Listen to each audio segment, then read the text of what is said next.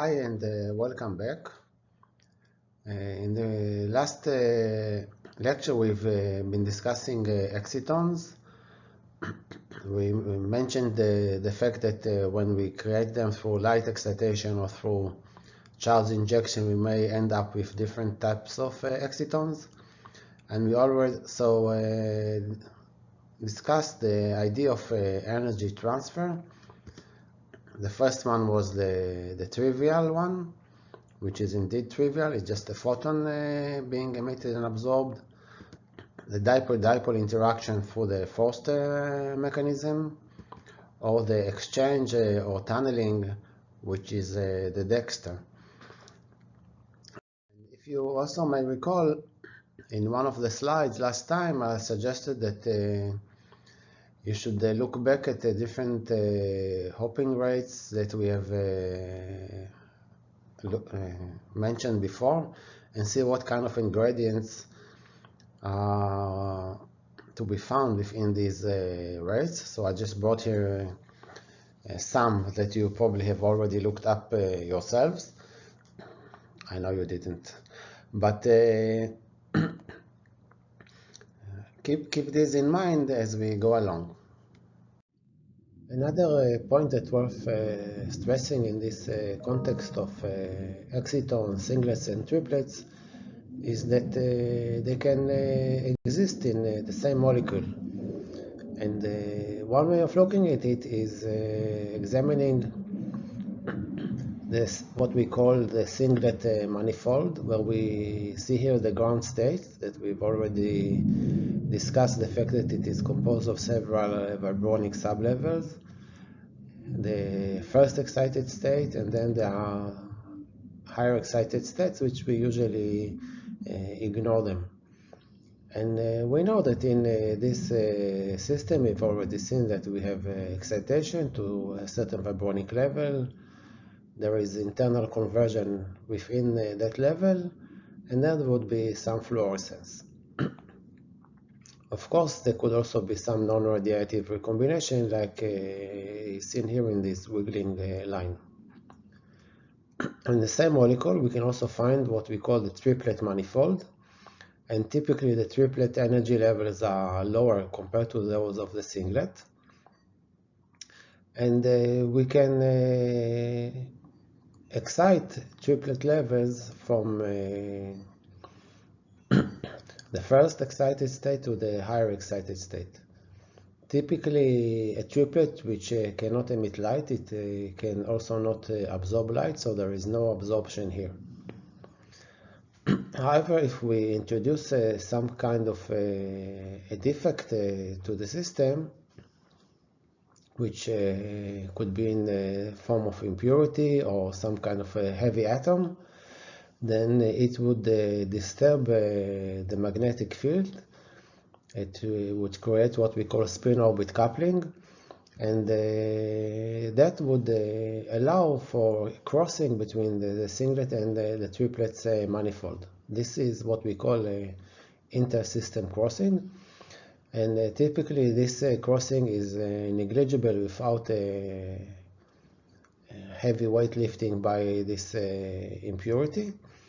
But if we design a molecule that has it, then this inter-system crossing can be very, very fast. And because this impurity or heavy atom would somehow mix between the levels, it would also make the triplet level also slightly allowed in terms of light emission, and then we'll be able to observe phosphorescence. Of course, from each of these excitonics level, we can see the singlet or the triplet energy transfer. So, in the context of light-emitting diodes, we want to see how we can hopefully arrive at 100% internal efficiency, and that's assuming that the luminescence has no non-radiative paths. So we start with a current that is being injected. Like in any real device, there could be some leakage. Typically, it's a current that we don't really know where it's flowing through, so we call it leakage. It's a general name for we have no idea where it's going.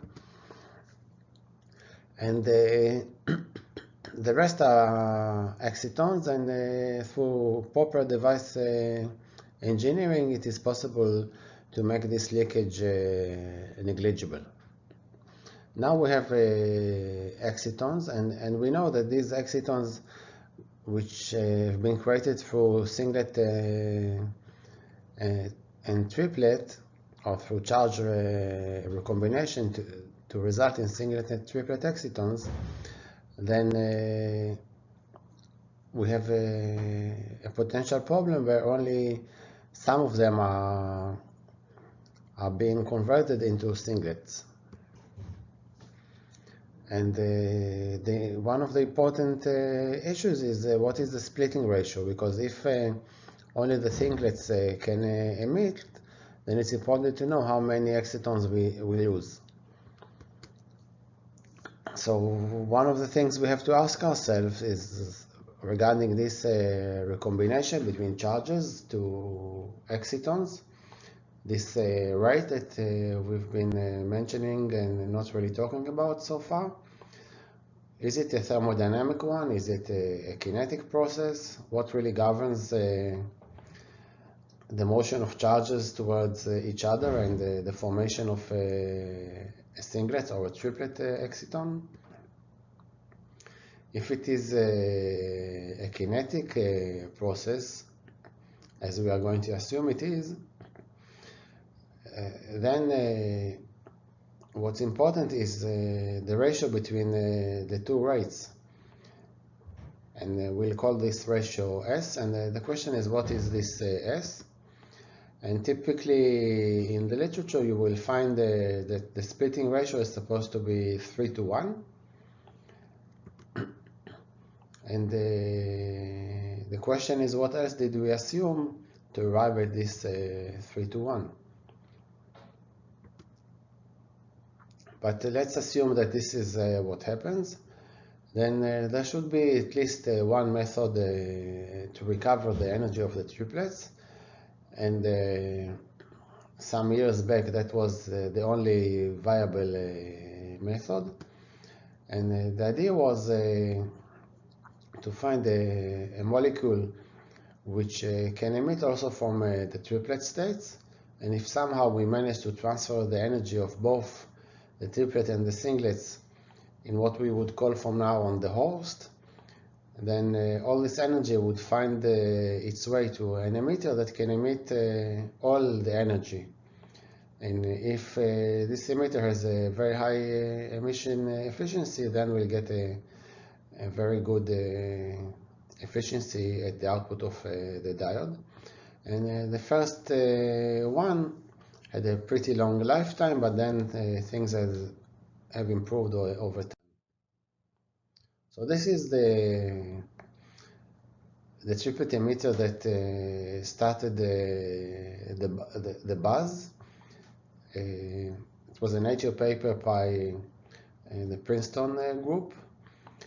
And when I was in the Cavendish, we also published a paper a bit about what's going on within these films. But the idea is that this molecule has a heavy metal atom inside, and we know that when we have a metal, then there will be a mixing through the spin orbit coupling, and it means that the triplet state is not pure triplet anymore because of the mixing of the states, and it is common to say that the triple emission becomes slightly loud. And because it's only slightly loud, the emission lifetime is pretty long. And through engineering of this coupling, we can control the emission lifetime. And indeed, as the field evolved, it was important to reduce this lifetime so that the emission rate could be enhanced. So let's look what's happening with when we are going to mix such a guest with a host, and I'll be using results that have been collected by Vicky Cleve many years ago, during the times I was in the Cavendish. So this is a host polymer. It's a sidechain polymer, but this is not important for the current discussion. What's important is that we have here the absorption spectrum and the emission spectrum. And this is the emitter, the molecule, and we see here this is the absorption of this molecule, and this is the emission in the red. And the question is, can we expect to see energy transfer between the two? And as you may remember, what we need to find is an overlap between emission and absorption. And this condition is fulfilled here, so there would be energy transfer between the host to the guest. At least it is possible to have such a transfer. And really this is very important because, as I mentioned briefly before, these triplet emitters, they made their way to the forefront of the technology. And in the OLED TVs, we can find these phosphorescent emitters producing the beautiful lights. There are new technologies and new ways of overcoming this singlet triplet splitting, but we won't discuss them here. So just a bit about what's going on when we are mixing two materials. So this is just a very illustrative and hand-waving wave, but nevertheless it will be a bit instructive. So we have here the matrix, which is green, and we have here all the green molecules that have been excited. And now we introduce a red molecule, which is not excited yet. And we ask ourselves which molecules would be able to donate energy to this molecule. And of course, depending on the capture radius of this molecule, then it would drain the energy from a given radius. And then if we want to get more into the red, then we have to introduce another molecule. And the more molecules we have, then the less green emission would remain. And really, the density of molecules that needed to be inserted really depends on the radius through which it collects. So if it collects from a larger volume, then we need less red molecules to be able to collect all the green light.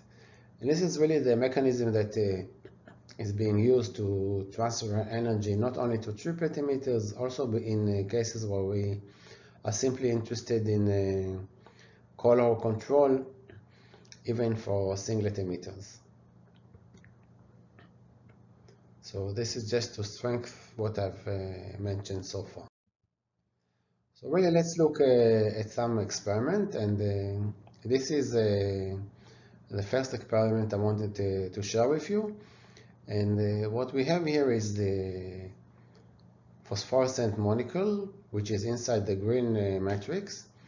And you see here we are mixing it in a volume, in a weight percent, 0.1%, 0.5%, and 1%.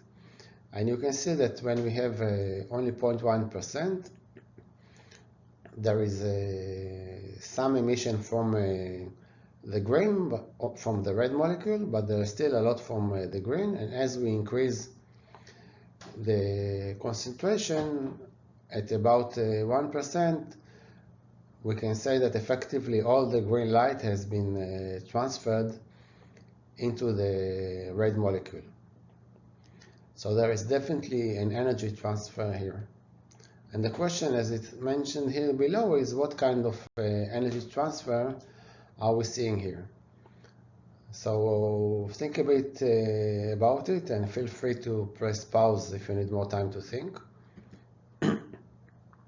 And really the question here is it a forced transfer or Dexter? And we've seen that there is an energy overlap, and we have also need to ask ourselves what is going to be donated here, because the molecule or the exciton that is going to donate energy is a triplet, then triplets cannot make use of the Forster energy transfer. So we know we optically excited it, so they are singlets. And the last thing that would help us differentiate between the two is the range, the collection range. And we know that the Forster is more efficient at a longer range. And the question is, can we answer anything regarding this range using this experiment as well? So again, feel free to pause again. And really, there is a back of an envelope calculation, which I think I first saw it in a paper by Donald Bradley, but I couldn't find a reference. But it's simple. It's really hand waving. So the number that you would often found is 10 to the 21 states per centimeter cube, and 1% would give you 10 to the 19. So the distance for 10 to the 19 between molecules would be 4.6 nanometer. And 4.6 nanometer, according to what we've mentioned so far, is too long for Dexter. This is even more so because the percents here, I took what is written here as weight percent, but if we'll convert it into volume percent, then they would be even lower because of the heavy platinum. And the hand-waving argument that allowed us to start with 10 to the 21 is simply that most polymers have a density of about 1 gram per centimeter cube. And if you look at a conjugation length of a polymer, and you calculate the weight of this unit, then you can divide the density by the weight of the unit, and you will end up with something at about 10 to the 21. So now we move to the second experiment. We are looking at the 0.1% blend. And what we see here is first the same result as before in black, the PL emission. And in red is what's been measured for a light-emitting diode. And I've mentioned here that indeed there are interference effects because of the presence of the metallic contacts, but this has been corrected. So really this is, if you like, the internal emission from the film. In one case it's the PL, and the other case is EL. And the question is, what really are we seeing? And what does this ratio mean? And really the question is what kind of process has really added some energy here. And if you've noticed, those triplets that moved across the screen were intended as a hint.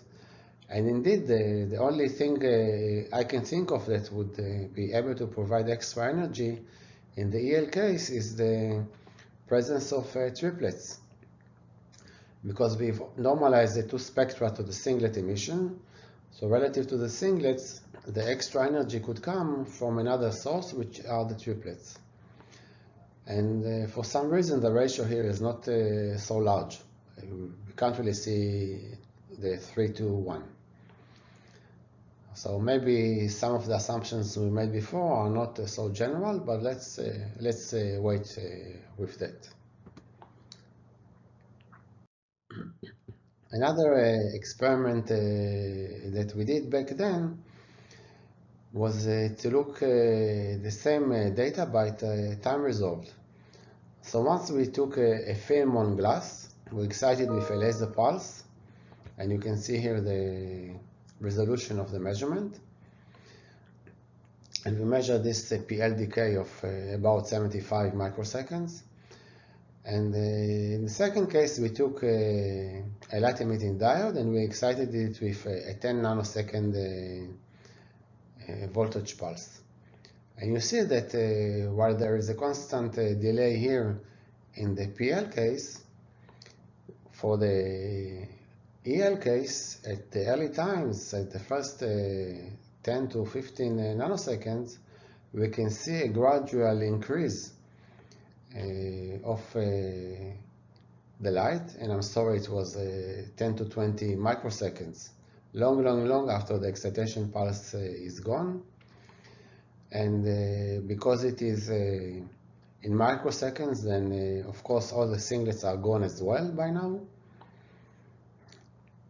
So there is a hint here that we are seeing another transfer mechanism or another species that is transferring the energy. And back then we considered this to be the first real proof of Foster energy transfer in these modern LEDs. So we can now try and analyze this kind of spectra and see if we can learn something about the singlet and triplet ratio in electroluminescent devices. So if we want to learn something about the curves, we really need to put these time-dependent measurements into a theoretical framework, and of course this is not going to be anything difficult, partly because I'm lazy in most of the times. So what we see here are energy rate equations, and the T is for triplets, and these are the triplets that are in the host matrix. Here are the triplets in the platinum compound, the triplet emitter. And we see that really the triplets in the host polymer, all they can do is decay, either by energy transfer to the emitting molecule or simply through a natural decay.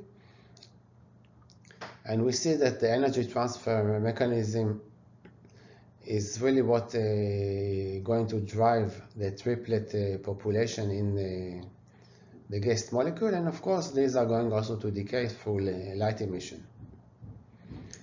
The other thing that we need to introduce into this kind of rate equations are initial conditions, and we need to remember that we are now talking about a time scale of microseconds. So anything that happened during the excitation pulse goes into the initial conditions. So really we know that at t equal 0, which is sub-microseconds, we have an initial density of triplets in the host, and there would also be some initial density of triplets in the guest. And these triplets are going to be simply the energy transfer of the singlets to the guest molecules, because the singlets within the first 10 nanoseconds, they have transferred all their energy or decayed. So this is going to be a measure of the amount of energy that has been transferred from the singlets to the molecule.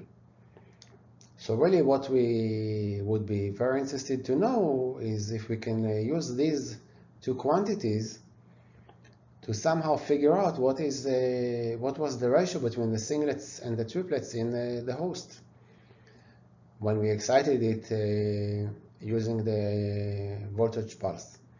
So what we're going to do is we're going to try and solve these simple equations and look for the ratio between these two values. So what we are going to do in the next 1.5 slides is a bit of algebra. which I won't be going through it. I'll just take a break a bit, or you can also press pause as always. And we see how we are manipulating the equations in a pretty standard way of solving this kind of rate equations. And indeed, we go through these steps of manipulating the equations, and we end up with a term, an analytic expression that really can describe the density of triplets inside the guest molecule as a function of time. And what we see here, we have the number of, or the density of triplets that have been transferred from a singlet in the host. So the singlet transferred the energy to the singlet in the guest, and then within the guest there was a transfer to the triplet manifold. And we also have here the transfer of triplets from the guest, from the host molecule to the guest, and this transfer is enhancing the charge, enhancing the triplet density within the guest, but this density would also decay.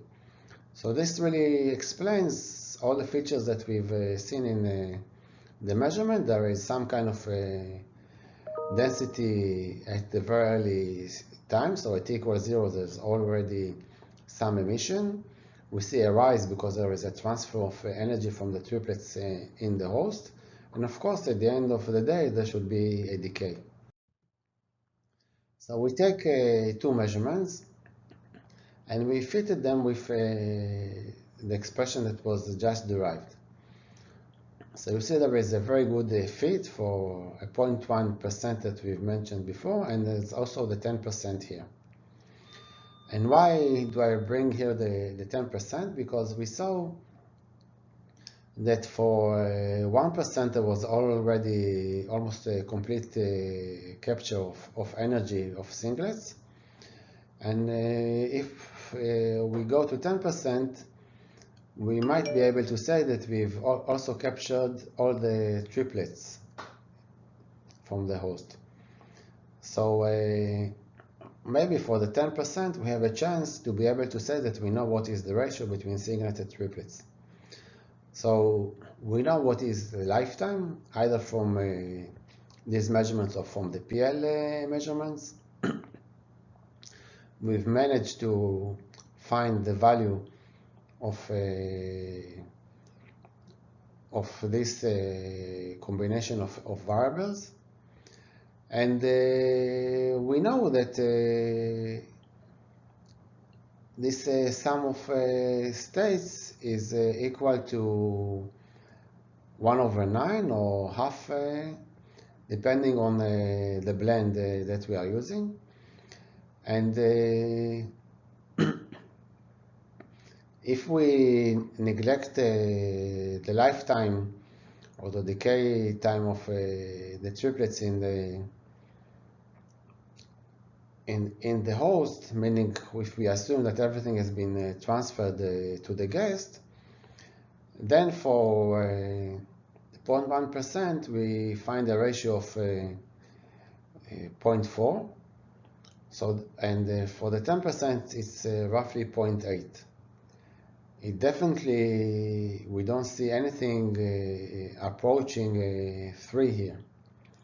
So you can see that really what we learn here, that probably there is something wrong with the assumption that all the splitting is always 3-to-1.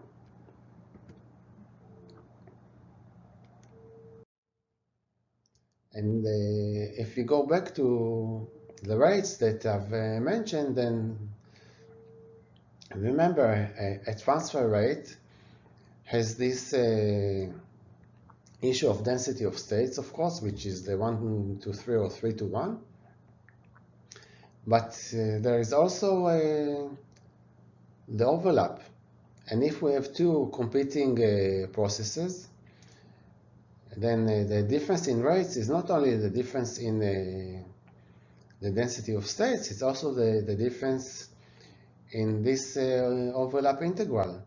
And if we are looking at polymers or pretty large molecules, then the triplet tends to be much more localized compared to the singlets, because the molecule allows the singlet to expand quite a bit, and the triplet has a tendency to be very localized, and that would create an effect that the transfer integral of moving from two charges to one exciton makes the singlet exciton preferable. And in those cases, we don't see the 3-to-1 ratio. And this was also nicely described in this paper that I quote here below. So that was the end of the lecture, and in the following slides, it's a bit info that doesn't fully belong to the lectures, but might still be useful. So in the next slide, there would be a list of many other interactions that could take place in organic film, which we didn't discuss. So this is really the list. And I don't believe it covers everything, but at least it shows that what we've been discussing is only a partial list. See you.